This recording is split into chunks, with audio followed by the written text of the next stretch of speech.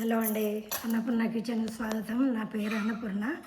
మన ఛానల్ అందరు చూస్తున్నారు కదా, తప్పకుండా చూడండి, నన్ను ఎంకరేజ్ చేయండి.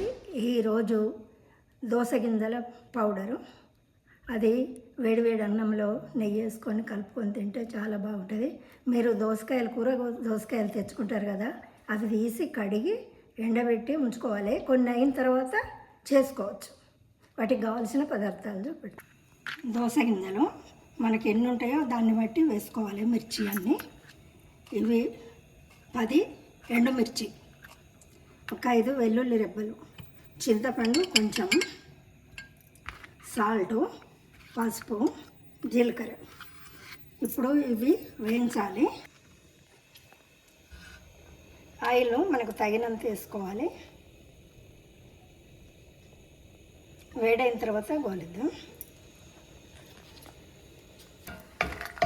ఎండుమిర్చి ఇలా రెడ్ కలర్ వచ్చేదాకా కోలియాలి. ఇవి వేగినవి తీస్తున్నా. ఇప్పుడు వెల్లుల్లి, ఇది కూడా రెడ్ కలర్ రావాలి.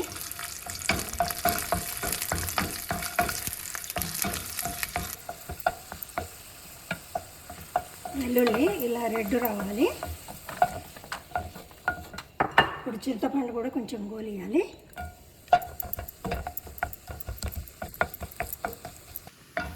చింతపండు ఇలా గోలితే చాలండి. ఇందులోనే ఆయిల్ ఉంది కదా, ఈ దోస గింజలు కూడా వేద్దాము. ఇవి కొంచెం మెరూన్ కలర్ వచ్చేదాక గోలియాలి. ఇంకా కలుపుతూ ఉండాలి, మాడిపోతాయి. ఈ కలర్ రావాలి. ఈ చల్లారిన తర్వాత గ్రైండర్ పట్టాలి. ఇందులో మిర్చి వెల్లుల్లి వేయించుకున్నాం కదా, ఇందులో సాల్ట్ వేద్దాము.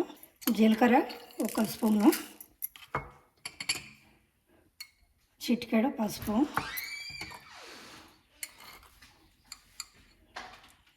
½ స్పూను సాల్ట్. ఇవి చల్లారిన తర్వాత అన్నీ వేసి గ్రైండర్ పడదాం. దోస గింజలు అన్నీ వేయించుకున్నాం కదా, పౌడర్ చేద్దాము. గ్రైండర్ పడదాం.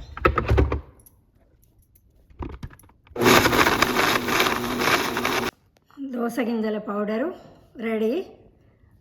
మీరు ట్రై చేయండి, టేస్ట్ చేయండి, నచ్చితే షేర్ చేయండి. Tata, bye bye. నెక్స్ట్ వీడియోలో కలుద్దాం.